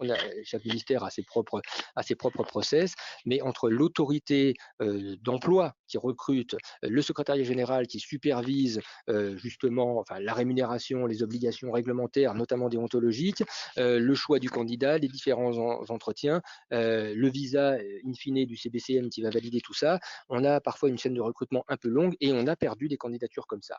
Donc là, on met vraiment en place un outil qui permet d'avoir une traçabilité beaucoup plus forte. On sait où est le dossier, parce qu'évidemment, il se passait souvent des sujets bien connus dans l'administration, c'est que chacun considérait que c'était à l'autre d'agir, et donc du coup, il se passe que le dossier n'avance plus. Là, avec un outil qui déterminera précisément où est le dossier et qu'est-ce qu'on attend pour le faire avancer, nous n'aurons plus ces difficultés de perte en ligne de candidats. Donc déjà, améliorer le process pour réduire le temps de recrutement. Ça, c'est un point très important. Ensuite, la professionnalisation, elle passe également par la professionnalisation de celui qui recrute. Je veux dire par là la technique de l'entretien de recrutement, tout simplement.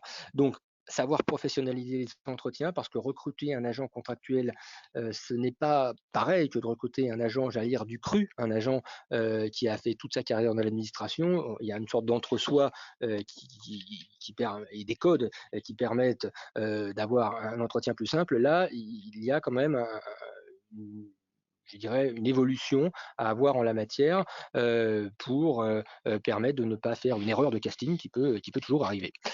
Donc, professionnaliser le recrutement, proposer évidemment des mises en situation et bien évidemment être aussi assez clair sur les attendus, sur la fourchette de rémunération, sur le poste, ne pas laisser de flou sur ce qu'on attend du candidat. Donc, mais cette professionnalisation dans le geste du recrutement est un des points importants qui nous reste à finaliser. Enfin, dernier point, effectivement, qui a déjà été abordé, c'est l'intégration, effectivement, la fidélisation. Alors, on s'est aperçu, un peu à notre grande surprise, il y a 2 ou 3 ans, qu'en définitive, et c'était bon signe pour le marché, c'est la volatilité finalement de la recrue contractuelle. On avait pu croire à une époque donnée que les agents contractuels rentraient dans la fonction publique pour finalement obtenir une sorte de fonctionnalisation 6 ans plus tard avec la CDIsation, et que c'était une voie détournée finalement d'entrer dans la fonction publique. Et puis non, ça n'est pas du tout cela. Enfin, peut-être parfois ça dans certains cas, mais en tout cas, dans une part assez importante de cas, ça n'est pas du tout cela, notamment à la DG Trésor ou la direction du budget. On voit véritablement des agents qui viennent passer 2 ans, 3 ans au grand maximum, mais qui partent souvent bien avant les 3 ans de recrutement. Ils ont en quelque sorte validé la ligne sur le CV, si je puis dire, et en fait, on les perd avant même les 3 ans. Et on les perd parfois même bien avant la première année. Donc, on a un sujet de fidélisation, un sujet d'onboarding, comme on dit en bon français. Et évidemment, on a un gros travail à faire. Ça a été dit, effectivement, on sait, enfin, les enquêtes de la NDRH ont montré que la fidélisation se joue dans les 3 ou 6 premiers mois, voire même parfois le premier mois. Donc, il est effectivement très important de bien réussir cette intégration. Alors, on a plusieurs clés là-dessus. Évidemment, il faut renforcer les formations, avec notamment rendre certaines formations obligatoires sur l'organisation, les grands principes, la culture de l'administration ou du ministère concerné, ou même de la culture directionnelle concernée, pour pouvoir vraiment au mieux accueillir au mieux l'agent. On peut aussi proposer un référent dit welcome manager, là encore en bon français, pour accompagner une sorte de tuteur, une sorte en tout cas d'accompagnateur de l'agent, qui lui permet de mieux se repérer dans ce nouvel environnement et pouvoir l'orienter vers les bons interlocuteurs. Et une direction du ministère a mis en place, est en train de mettre en place, alors c'est tout récent, véritablement un outil dédié d'onboarding pour vraiment faciliter l'accueil de ces agents avec un parcours, aller voir les bonnes personnes, aller voir les bonnes réunions, avoir les bons contacts, faciliter au mieux ce geste d'intégration qui reste un geste chez nous largement perfectible. Voilà en synthèse ce que je peux dire. Donc, par rapport à mes collègues, moi je peux citer en termes de sourcing le partenariat avec LinkedIn qui a bien fonctionné, qui est franchement quelque chose dont on est content et qu'on va renouveler encore, puisque notre contrat arrive en fin de vie dans quelques jours, et on va le renouveler pour une nouvelle année. Et ça a été une bonne surprise, parce que quand on a tenté, on n'était pas du tout certain que ça allait fonctionner. Donc aussi, il faut parfois savoir prendre un petit peu de risque, et en tout cas là, ça a été une bonne surprise. Voilà ce que je pouvais dire. Merci beaucoup. Il y a beaucoup de questions. C'est tant mieux. Donc, je vais laisser Mathieu Boyot, qui a suivi toutes les questions que vous avez posées, choisir les quelques questions qu'on va pouvoir poser dans le temps qui nous reste. Mathieu, je te laisse la parole. Oui, alors effectivement, beaucoup de questions très intéressantes. Malheureusement, on n'aura pas le temps de répondre à toutes. Une première question pour Monsieur Tréglia, une première double question. Donc, pourquoi avoir créé une plateforme dédiée au recrutement des vacataires plutôt qu'utiliser la plateforme de l'emploi public? Et en corollaire, est-ce que toutes les annonces internes au ministère sont également publiées sur la place de l'emploi public? Alors, je vais répondre d'abord à la deuxième question. Oui, toutes les offres d'emploi sont publiées sur la PEP. Pour nous, il s'agit d'un vecteur de communication qui est important et ça a été rappelé en préambule par le directeur général de la fonction publique. Alors pourquoi avoir fait donc un outil qui est spécifique? Comme je l'ai dit, ça nous permet également de traiter le recrutement sur tout le process. C'est pas uniquement une offre d'emploi, c'est également suivre le dossier, permettre un chat entre le candidat, son futur employeur, le service des ressources humaines. Donc ça va bien au-delà. Et cet outil est aussi multiples plateformes, c'est-à-dire que on peut alimenter d'autres vecteurs de communication. Et c'est aussi un grand avantage. Aujourd'hui, on ne se focalise pas que sur un seul vecteur. On essaie d'atteindre eh bien, la majorité des potentiels candidats. Et la PEP est un vecteur, mais il y en a d'autres. Parfait, très bien, merci beaucoup pour votre réponse. Une autre question adressée cette fois-ci à M. Bernard, M. Landour. Vous avez souligné le fort contexte de concurrence publique-privée. Dans ce contexte, comment envisagez-vous de pouvoir stimuler l'attractivité de la fonction publique, notamment par le recrutement de personnel expérimenté dans la fonction publique? Allez-y, monsieur Landour, je vais vous apprêter à répondre. D'accord.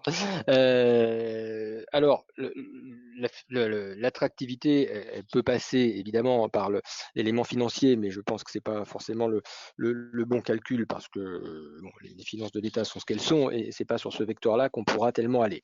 Néanmoins, évidemment, ça suppose quand même qu'on soit en capacité de s'aligner sur les prix du marché parce que évidemment, il est rare que des personnes acceptent de venir avec une perte de rémunération, ou alors il faut qu'elle soit vraiment compensée par d'autres choses, par d'autres perspectives. Donc l'élément financier joue, mais c'est un élément, j'allais dire, parmi d'autres. Je crois que le sens de l'action, enfin, la crise nous invite aussi finalement à revisiter ces éléments-là. L'intérêt de servir, surtout dans des temps de crise particulièrement marqués comme celui qu'on a vécu, ça raconte aussi une histoire. Je veux dire, c'est aussi important, c'est aussi la quête du sens. Enfin, elle n'est pas nouvelle, mais enfin, elle existe. En tout cas, cette attractivité, elle peut être également marquée par le fait d'accomplir une mission au sens du plus grand nombre et de participer à un effort collectif, notamment sur des projets structurants comme on en a lancé et comme on en lancera d'autres. Ça peut être le grand lancement d'un système d'information, ça peut être évidemment une opération immobilière, ça peut être le nouveau portage d'un programme budgétaire. Il y a différentes manières d'entrer dans l'action publique et je pense que ça parle aussi quand même à des jeunes générations en quête de sens et de participation à des efforts collectifs pour l'ensemble du pays. Ensuite, il y a la culture d'entreprise, donc c'est un peu la marque employeur, c'est la fierté de rejoindre une institution pour ce qu'elle représente. Alors, effectivement, l'armée a beaucoup communiqué sur ce plan-là. Nous, on est encore un petit peu au début de l'histoire au sein des ministères économiques et financiers, peut-être parce que nos métiers sont des métiers de contrôle, ils font peut-être un peu moins rêver au départ. Donc, on a une histoire à raconter de ce point de vue-là, mais en tout cas, je dirais que cette attractivité, elle passe par raconter une histoire qui donne du sens et qui permettent à l'agent d'être intégré dans une culture, dans un ministère, dans une tradition en quelque sorte, qui soit parlante. Très bien. Monsieur Bernard, est-ce que vous souhaitez compléter? Oui, bah écoutez, ça tombe bien puisque aujourd'hui on vient de recruter notre première chef de service qui sera une contractuelle à la DRH. Et donc, je crois que ce qui peut attirer et ce qui l'a attiré elle, il est clair que c'est le sens de la mission.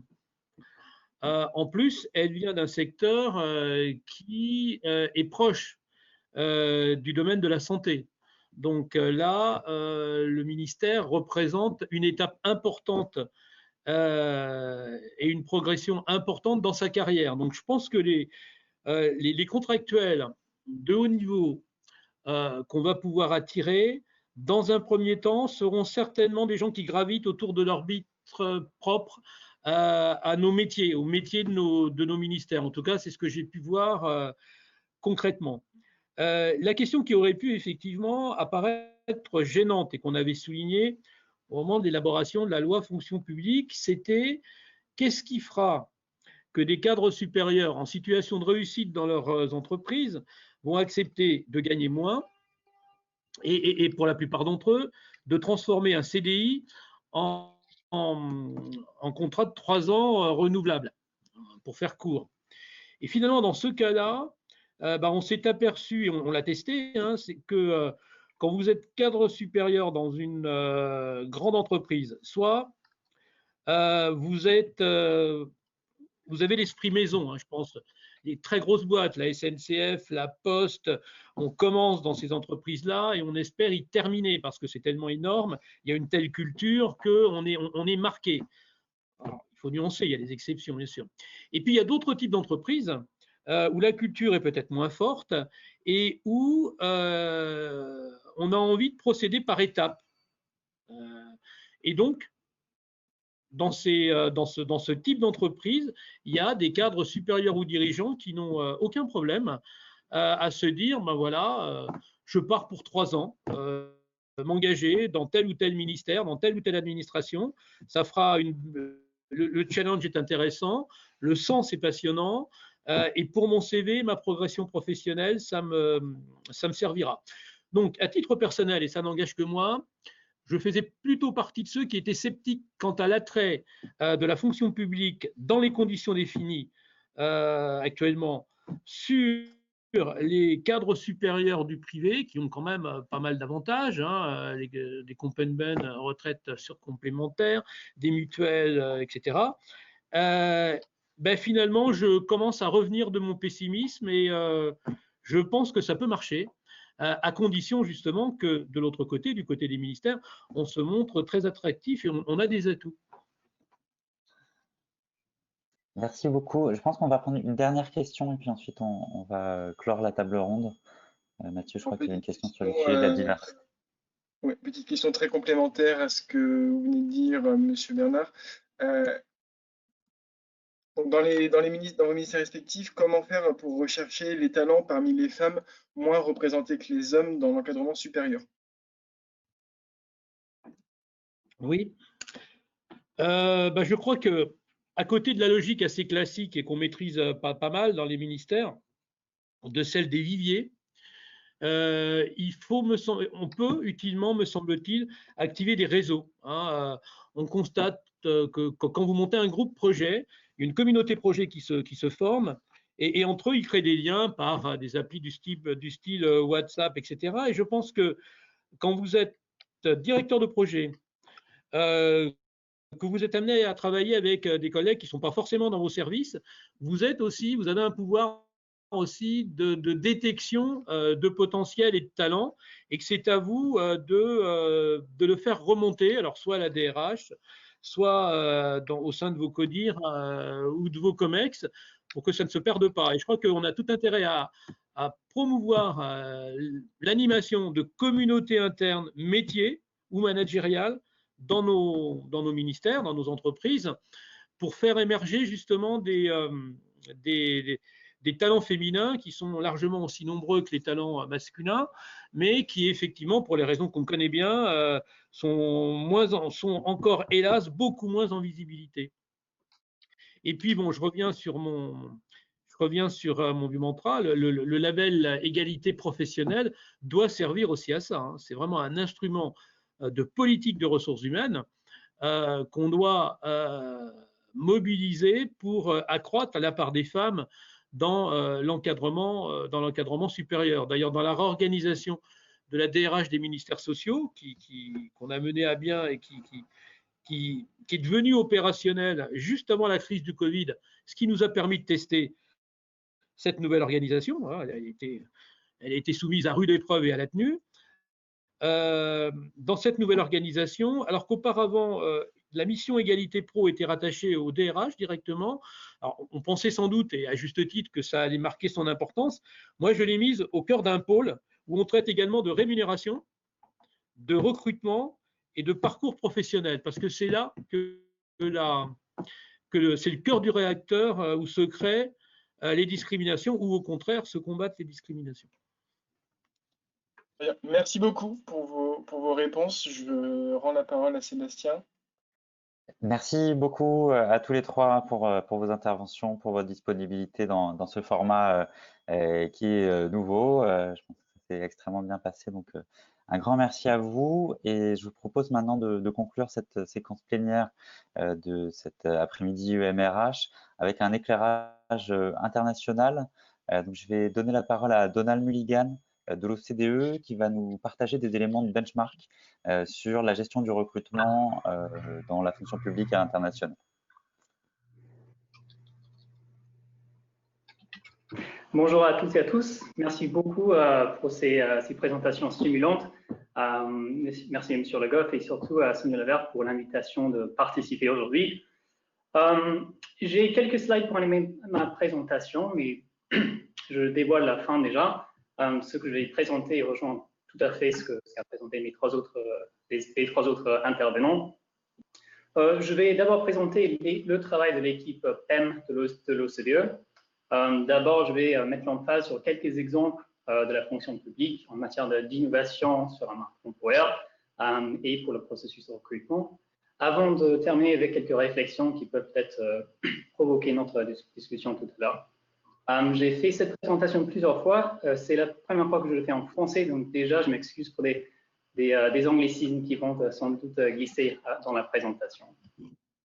Donc, je travaille à l'OCDE depuis 3 ans. J'ai intégré d'abord la direction des ressources humaines, où pendant 2 ans, j'étais analyste pour la gestion des talents. Et pour des mots comme visibilité, concurrence, attente, méconnaissance du secteur, quête de sens, notre travail à cette direction, exactement, c'était ça. C'était de pouvoir valoriser ces termes, de mettre en place des projets pour attirer des talents depuis le monde entier. Depuis presque 1 an et demi, je travaille dans une autre équipe au sein de la direction des gouvernances publiques, où on travaille avec nos 37 membres, là maintenant avec l'adhésion de la Colombie. Et notre travail consiste à examiner comment les gouvernements ils attirent, recrutent et gèrent leurs fonctionnaires. Donc les éléments clés qui ont déjà été évoqués aujourd'hui sont bien entendu la rémunération, la gestion de performance, l'apprentissage et le développement et l'engagement des employés. Nous avons un groupe de travail qui regroupe les 36 pays membres de l'OCDE. Nous sommes souvent appelés un think tank, un institut de recherche, un boîte de consultants. Et c'est vrai que parfois, nous sommes ces 3 éléments à la fois. Mais dans notre travail, c'est vraiment guidé par nos pays membres qui se réunissent là maintenant virtuellement. Mais normalement, ils se réunissent pareil 1 fois par an, 2 fois par an, pour parler de nos rapports, de nos données, de nos analyses. Et c'est vraiment ça qui guide notre travail. Nous ne sommes pas pareil en train de refaire le monde nous-mêmes. C'est vraiment un travail approfondi, guidé par nos membres. Certains d'entre vous ont peut-être dû répondre ou même dire notre panorama des administrations publiques. Donc, comme institut de recherche, effectivement, nous nous appuyons sur les données. Et c'est ces données-là qui informent notre travail, nos rapports, nos recherches et nos analyses. Nous savons qu'à travers l'OCDE, il y a beaucoup de gens qui travaillent pour le gouvernement. Ça coûte très cher. À l'heure actuelle, où les enjeux sont très importants, nous constatons cependant que le développement et l'attraction des candidats, effectivement, c'est quelque chose qui est connu par les 36 pays membres de l'OCDE et pas que la France. Donc, c'est vraiment quelque chose que je vais essayer de mettre en exemple à travers quelques exemples. Et je vous invite aussi, bien sûr, à consulter le panorama des administrations publiques. J'en ai pour 10 minutes, je crois, donc je ne vais pas présenter toutes les statistiques. Mais pour un benchmark international des indicateurs comparables, c'est vraiment quelque chose, c'est un outil à avoir. Donc je vous invite à le consulter. Donc, si vous pourrez passer au prochain slide, s'il vous plaît. Donc,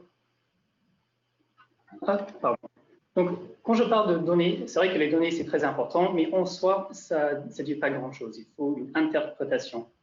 C'est pourquoi, il y a 2 ans, nous avons lancé l'année dernière, nous avons lancé notre recommandation sur la fonction publique, plus précisément sur le leadership et les aptitudes de la fonction publique. Quand il s'agit d'envisager et de conceptualiser la fonction publique demain, et ce webinaire en fait partie, nous nous sommes rendus compte qu'il n'y avait pas de standard comparable au niveau international. Une fonction publique agile, dynamique, attractive, très bien, mais concrètement, au niveau international, quelles sont les mesures que les gouvernements peuvent prendre pour mettre en place des services publics plus efficaces et plus résistants, capables d'attirer les meilleurs talents, avec motivation et compétences. Donc, je tiens à préciser qu'une recommandation de l'OCDE, c'est un instrument juridique et c'est un first. C'est le premier instrument international au monde pour guider les administrations dans leur démarche et peut-être que vous pouvez vous aussi vous appuyer sur les principes. J'ai mis l'emphase sur le deuxième pilier parce que, effectivement, la recommandation, c'est 3 piliers, 14 principes. Et pour chaque principe, il y a une déclinaison de sous-principes. Donc, c'est trop de le présenter sur un slide, mais vous pouvez le consulter bien entendu en français. Mais c'est cet instrument qui guide notre travail. C'est vraiment quelque chose qui informe nos projets. Nous sommes en train de refaire notre sondage des ressources humaines que nous allons lancer dans les mois à venir. Et avec cette recommandation, nous avons un instrument pour structurer nos questions en matière de piliers. Donc, dans le passé, nous avons mis l'emphase sur la rémunération, la formation.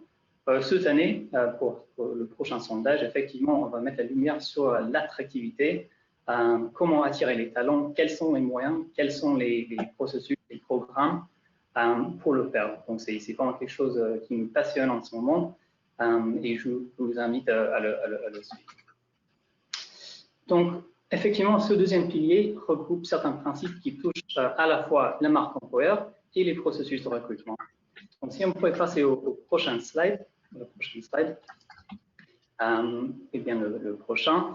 Ici, ce schéma, c'est un schéma du processus de recrutement en 4 étapes. Et ce qui est, c'est de différencier les phases de recrutement pour faciliter l'analyse. Et ce que nous constatons au niveau international, et ça rejoint ce qu'a dit M. Bernard, les paiements qui arrivent à attirer les talents, ils commencent tous par une vision de ce qu'ils veulent. Ils définissent leurs besoins. Et cette définition, c'est un forme de fiche de poste, c'est un forme des échelles de compétences, la gestion de performance, mais c'est vrai que, et je tiens à souligner, ça commence ici. Avec le temps qui me reste, j'aimerais juste mettre en avant quelques exemples de nos paiements pour l'aspect international de cette présentation. Bien sûr, je n'aurai pas le temps de tout présenter, donc ce serait que mais après cette présentation, bien entendu, je suis à votre disposition pour des questions lors de la table ronde ou bien entendu pour des échanges par email pour plus de questions. Donc, si vous pouvez passer au prochain slide. Donc, pour les prochains slides, je vais présenter certains projets que nous avons menés avec nos paiements. Et en septembre de l'année dernière, nous avons travaillé avec le Civil Service Commission de l'Israël qui éprouvait des besoins à attirer des talents. En Israël, comme vous pouvez l'imaginer, une fois le service militaire complété, il y a une génération de jeunes gens avec des compétences qui sont instantanément recrutés par le secteur privé. Mettons qu'il y a un jeune qui a complété 2 ans de service militaire avec des compétences en visualisation de données, eh bien, la perception est que le secteur privé est beaucoup plus compétitif au niveau salaire, que ça offre une vision de carrière beaucoup plus accessible que le secteur public avec tous ces stéréotypes qui ont déjà été évoqués. Donc, le Civil Service Commission, ou la Civil Service Commission, a lancé un appel au ministère d'Israël qui avait connu des difficultés de recrutement pour des compétences et des postes très spécifiques. Et dans la petite boîte bleue à droite, vous verrez les critères, un exemple de critères. La commission a fait le tri et a travaillé en étroite collaboration avec les 4 ministères pour améliorer leur système de recrutement. Je vais prendre juste l'exemple, il y avait 4 ministères sélectionnés, mais je vais prendre l'exemple de l'Agence nationale de la cyberdéfense en Israël, parce que c'est un exemple qui nous parlait beaucoup à l'époque et nous sommes en train de rédiger, et sur lequel nous sommes en train de rédiger une étude de cas. Donc, la commission qui travaillait avec l'agence et l'agence se sont rendus compte que effectivement impossible de concurrencer avec le secteur privé niveau salaire. C'est pas ça qui attire. Mais ils se sont rendus compte que les candidats vedettes, les star candidates, ceux avec les meilleures compétences, ce qui était important pour eux, c'était la possibilité de travailler avec des autres fonctionnaires visibles, de renom. C'était ça qui attirait. Donc, et l'autre aspect aussi qui va peut-être surprendre, peut-être pas, est que ces star candidates, c'est les meilleurs candidats, pour eux, ils n'attendent pas de candidater. Ils veulent être séduits. Ils veulent que le gouvernement, l'employeur va vers eux pour les chasser par LinkedIn, par d'autres moyens et surtout par des réseaux. Donc déjà, le principe de mettre en processus de recrutement un marque employeur en œuvre et ne pas attirer un candidat, ça a un peu renversé l'ordre des choses. Donc, la solution proposée par la Commission était de travailler avec les autres fonctionnaires, de les impliquer dans le processus de recrutement. La Commission a communiqué, pardon, je veux dire les autres fonctionnaires qui travaillent pour l'agence de cyberdéfense, un peu comme l'exemple qui a été évoqué tout à l'heure. Ils se sont rencontrés les candidats, ils ont expliqué le métier, ils ont pu parler en mode off parce que justement pour ce genre de poste, c'était difficile de mettre en œuvre tous les aspects du poste et ça c'était un vrai problème pour eux. Pour ceux d'agence, la fiche de poste n'avait pas grand-chose parce que beaucoup étaient secrets. Donc l'implication de nos fonctionnaires dans le processus de recrutement, ça les a vraiment aidés. Ils ont vu que déjà le pipeline, le vivier de candidats s'était approfondi. Les compétences mises en avance par les candidats étaient meilleures et sur leur pourcentage de recrutement, ils ont constaté une vraie amélioration. Donc voilà, le slide a juste quelques grandes lignes, mais nous allons bientôt publier une étude de cas avec plus de détails, donc je vous invite à le consulter. Donc si vous pourrez passer à la prochaine slide. Et un autre exemple, donc voilà, si l'exemple de l'Israël mettait l'emphase sur l'attraction des candidats, cette fois-ci je vais parler de l'exemple du Canada, qui avait mis en place ce qu'ils appellent un talent cloud. Peut-être une phrase qui ne se traduit pas en français. En tout cas, la petite phrase sur l'image, une traduction approximative est l'équipe qui veut hacker le recrutement de la fonction publique. Et cette personne, Lauren, parce qu'il s'agit bien de Lauren Hunter, c'est une amie de notre groupe de travail, l'OCDE, elle et son équipe au Canada, ils se sont rendus compte que la binarité ou la dualité CDD-CDI n'était plus adaptée au monde où une génération de travailleurs, de jeunes gens, de jeunes candidats avec des compétences et une motivation n'envisageaient pas un contrat, mais bien un travail à vie. Donc, le principe du Talent Cloud, c'est un peu le gig economy, c'est de pouvoir attirer des talents, des compétences, mais autour des projets et non seulement des contrats.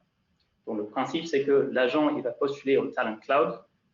Une fois passé le tri, il est disponible pour des missions, des courtes missions ponctuelles. Au bout de 6 mois, je crois, il a droit à certains avantages traditionnellement réservés aux agents de la fonction publique, mais il n'a pas un contrat de 3 ans ou bien un contrat à vie.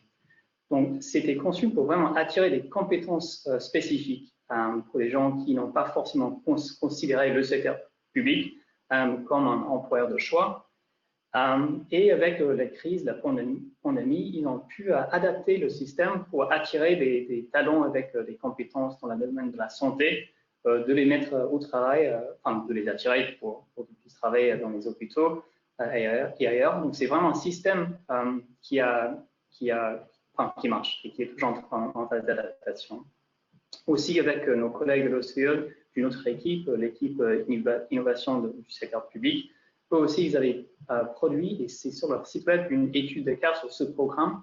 Donc, peut-être à la fin de la présentation, je vais pouvoir envoyer un email si vous avez besoin de le lire, mais je vous invite à le faire parce que c'est très intéressant, c'est pas des besoins, des challenges et finalement des résultats. Et si vous pourrez passer au prochain slide, s'il vous plaît. Donc, une fois identifié et une fois attiré, d'abord, il faut que l'agent commence à travailler en fonction publique. Et c'est vraiment autour de cet aspect de la culture d'apprentissage que j'aimerais mettre la lumière. Nous avons juste 3 images ici. Le premier, c'est en vert, c'est bien sûr l'Irlande, qui vient de centraliser plus de 40 programmes de formation de la fonction publique. Donc, vous imaginez qu'avec la centralisation de plus de 40 formations à travers des ministères, des agences, c'est très difficile d'avancer, c'est très difficile de faire le lien entre une échelle de compétences et les formations et les mobilités de formation. Donc, ce qu'on constate au niveau international est que oui, il y a beaucoup de travail en place pour l'attraction des candidats, la marque employeur, l'amélioration des systèmes de recrutement, des processus de recrutement, les modalités contractuelles aussi. Mais il y a aussi une prise de conscience qu'une fois dans la fonction publique, il faut que ça soit stimulant, que ça rejoigne les promesses faites à travers les réseaux sociaux, les entretiens avec les autres fonctionnaires. L'exemple en rouge à droite, ça vient du Danemark. Et parce que quand on parle de la formation, ce n'est pas seulement des séminaires, des webinaires, c'est aussi, je ne sais pas comment dire en français, mais c'est l'expérience de faire les choses. Donc, cette innovation pratique, c'est un stage de 3 jours jusqu'à 5 jours, je crois. C'est le court stage au sein de la fonction publique axé autour d'un défi. Donc, il y a un système pour recenser les défis et un agent de la fonction publique peut se porter candidat pour voir comment ce même défi dans une autre organisation donc, il voit comment ça se passe. Et l'autre aspect de cette culture d'apprentissage aussi est que nous constatons que les employeurs publics mettent en œuvre pas mal de guides, d'exemples pour les managers, pour effectivement les accompagner dans ces démarches. Et le prochain slide, c'est le dernier exemple. Dans le même ordre d'idée, la Belgique avait l'idée d'élaborer un guide à l'intention des employeurs fédéraux qui souhaitaient examiner comment réengager et motiver leurs employés en réaménageant les différentes facettes du travail lui-même. Donc, encore une fois le candidat attiré, recruté, intégré, l'adhésion passe au travail. Parce que même s'il est possible de refaire des fiches de poste, de les rendre plus accessibles, plus intéressantes, plus fun, plus stimulants, il reste le travail. Et ce team crafting, c'est une méthodologie d'une quarantaine, d'une cinquantaine de pages pour les managers dans la fonction publique belge qui veulent revoir leur façon de travailler au niveau de l'équipe. Et donc, c'est vraiment quelque chose qui complète les autres étapes et qui finalement contribue à un avenir de travail beaucoup plus, d'un côté beaucoup plus fun, mais de l'autre beaucoup plus axé autour des grands défis, comme la pandémie du Covid. Donc, voici juste quelques exemples rapides pour illustrer que, comme vous avez évoqué à travers les exemples dans les ministères, au niveau international, nous avons les mêmes conversations, on voit les mêmes efforts, mais articulés un petit peu plus différemment, mais ce n'est pas plus mal. Mais j'aimerais juste, avant de terminer, j'ai que 2-3 slides de plus, j'aimerais juste parler de la marque employeur. Et ça rejoint ce qui a été dit tout à l'heure,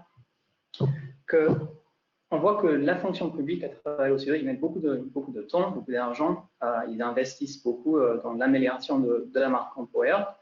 Et ça se voit, même en France, ça se voit avec cette nouvelle application de la fonction publique qui marche très bien.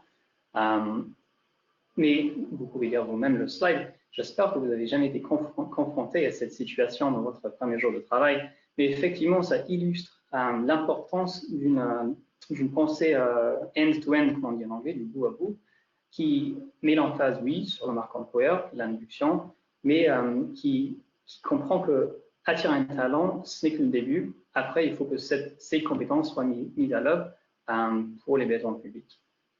Et juste un dernier exemple avant de terminer. Au Royaume-Uni, nous constatons que le Civil Service Fast Stream, effectivement, c'est un programme de 3 ans pour les meilleurs talents articulés autour de plusieurs spécialités. Ici, c'est le Digital Data et Technology Fast Stream. Et donc, du coup, c'est un programme autour de 3 ans qui intègre mobilité, formation, stage et apprentissage. Donc, ça a des éléments clés pour ce qui est un programme de onboarding. Bien sûr, ça peut aussi bien marcher à une échelle beaucoup plus réduite, autour d'1 semaine, 2 semaines, 2 mois, 3 mois. Mais c'est vraiment quelque chose qui a été pensé et refait et adapté au fur et à mesure. Et à chaque année, c'est vraiment quelque chose qui attire les meilleurs talents. Leur vie de talent ne cesse pas de s'agrandir. Et donc, je mets ça en avant juste comme une très bon exemple. Et le dernier slide, parce que c'est très facile de donner des exemples, mais après, quelles sont les implications? À travers ces exemples et nos autres recherches, nos rapports, il y a certains éléments de succès qui sont communs à toutes ces approches et qui sont valables aussi pour ce que vous êtes en train de faire. Donc, nous avons vu que même si le défi sous la main, c'est la marque employeur ou le onboarding, les administrations et les organisations qui conçoivent un écosystème RH, eux, ils arrivent à intégrer plusieurs perspectives. Et c'est vraiment ça qui marche le mieux parce que comme ça, tout est aligné. On voit aussi, comme a souligné le cas de l'Israël, on voit le bénéfice d'un soutien approfondi, un soutien de proximité, mais bien sûr que ça implique une prioritisation parce qu'on ne peut pas aider tout le monde. Donc, cette prioritisation implique une vision très claire du futur ou au moins des changements à venir, ce qui rejoint ce qui était dit tout à l'heure sur la définition de besoins et de compétences. Nous voyons l'implication non seulement des autres cadres, mais aussi des managers, des middle managers. C'est vraiment eux qu'il